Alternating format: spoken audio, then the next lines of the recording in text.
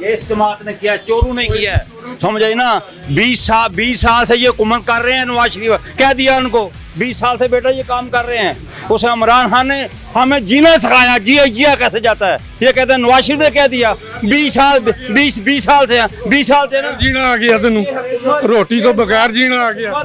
जो है इसके बगैर रह नहीं सकती।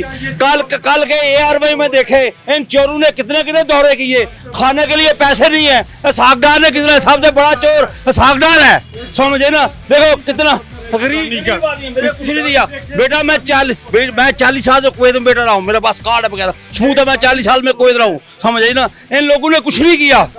ये लोग चोर है, ये लोग खुदा रहन से बचो, खुदा रहन से बचो। इनका ये कहना है कि इनको क्या पता, मुर्गी देखो क्या भाव है। इन्होंने की ना, इमरान खान दौर में क्या भाव था, चीनी क्या भाव थी, आटा क्या भाव था, इन लोगों ने किया। साहब जी की हो गया ਤੁਹਾਨੂੰ लड़ना है तुसी, आपने लड़ना नहीं है। ये कह नवाज शरीफ 40 साल में हुकूमत में है, मैं बेटा बूढ़ा हो गया। इससे पहले कह दिया नवाज शरीफ ने, कह दिया किसने।